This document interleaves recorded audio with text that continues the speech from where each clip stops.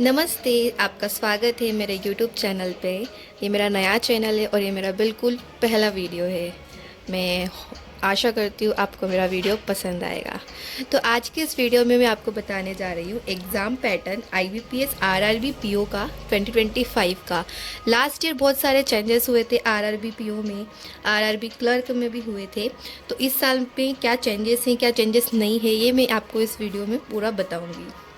तो जैसा कि आप सब जानते हैं IBPS RRB PO एक ऐसी एग्ज़ाम है जिसमें आपको इंग्लिश की नीड नहीं होती है।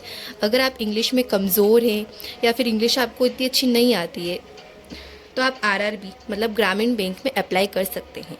तो बस मैं आपको इस वीडियो में उसके बारे में बताने जा रही हूँ। IBPS PO के 3 प्रोसेस होती है। सबसे पहले होता है प्रीलिम्स, मेंस एंड देन अगर आप इन दोनों में सिलेक्ट हो जाते हो, आपकी कट ऑफ आ जाती है, तो फिर आपको इंटरव्यू के लिए प्रोसेस करेंगे। ठीक है, तो सबसे पहले मैं आपको प्रीलिम्स का बताती हूँ। प्रीलिम्स एग्जाम में सिर्फ 2 सब्जेक्ट आएंगे, which is reasoning and numerical ability, जिसको हम मैथ्स भी कहते हैं। ठीक है, रीजनिंग एंड क्वांटिटेटिव एप्टीट्यूड, और हम मैथ्स कह सकते हैं, न्यूमेरिकल एबिलिटी कह सकते हैं। प्रीलिम्स एग्जाम में आपका इंग्लिश सब्जेक्ट नहीं आएगा। ये सिर्फ IBPS RRB PO और RRB क्लर्क में ऐसा होता है कि आपको इंग्लिश की ज़रूरत नहीं पड़ती है। ठीक है, तो प्रीलिम्स एग्ज़ाम में सबसे पहले मैं आपको बता दूं, हर क्वेश्चन 1 मार्क्स का होता है और इसमें नेगेटिव मार्किंग 1/4 होती है। ठीक है, यानी कि अगर आप 4 मार्क्स गलत करते हैं तो आपका 1 मार्क उसमें से कट जाएगा। ठीक है, इसको हम नेगेटिव मार्किंग बोलते हैं। ठीक है, तो यहाँ पे प्रीलिम्स की अगर हम बात करें तो यहाँ पे सब्जेक्ट में आता है आपका रीजनिंग और numerical ability. Number of question आपके आएंगे 40 एंड न्यूमेरिक एबिलिटी में भी सिर्फ 40 आएंगे। मार्क्स भी आपके 40 और 40 रहेंगे।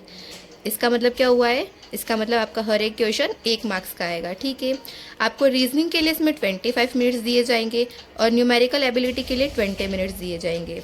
टोटल क्वेश्चन आपके बनेंगे 80 मार्क्स के और मार्क्स आपका 80 मार्क्स का रहेगा और ये 45 मिनट्स की एग्ज़ाम होगी। कौन सी? प्रीलिम्स।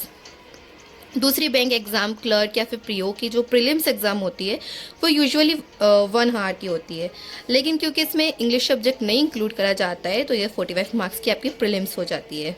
ठीक है, अब हम आते हैं मेंस में। मेंस, जब आपकी प्रीलिम्स एग्ज़ाम जो होती है क्वालिफाइंग एग्ज़ाम होती है, जब आप इसको क्लियर कर लोगे तो आप मेंस के लिए आगे बढ़ पाओगे। इसमें भी सेम नेगेटिव मार्किंग होती है 1/4 की। अगर आप 4 क्वेश्चन गलत करेंगे तो आपका 1 मार्क्स कट हो जाएगा। ठीक है, तो इसमें 5 सब्जेक्ट आते हैं। ठीक है, और मेंस एग्ज़ाम में आपको ऑप्शन आते हैं इंग्लिश या फिर हिंदी लैंग्वेज सिलेक्ट करने का। या तो आप इंग्लिश सिलेक्ट कर सकते हैं या हिंदी सिलेक्ट कर सकते हैं। ठीक है, तो सबसे पहला सब्जेक्ट आपका रहेगा रीजनिंग का।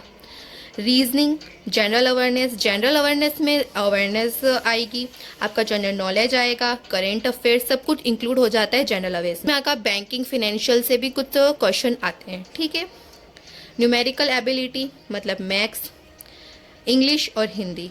या तो आप इंग्लिश चूज़ करेंगे या फिर आप हिंदी चूज़ करेंगे। ये हिंदी और इंग्लिश चूज़ करने का एक ही रहता है।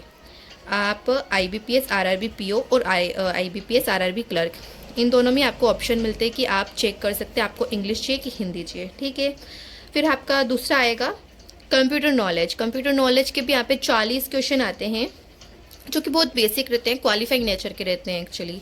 ठीक है, तो नंबर ऑफ़ क्वेश्चन यहाँ पे हम देख लेते हैं। रीजनिंग में आपके 40 क्वेश्चन आते हैं, जनरल अवेयरनेस GK कुछ भी बोल सकते हो उसमें आपके 40 क्वेश्चन आते हैं, मैथमेटिक्स में आपके 40 क्वेश्चन आएंगे, इंग्लिश हिंदी जो आप सब्जेक्ट सेलेक्ट करेंगे उसमें भी आपके 40 क्वेश्चन आएंगे, कंप्यूटर नॉलेज में भी आपके 40 क्वेश्चन आएंगे।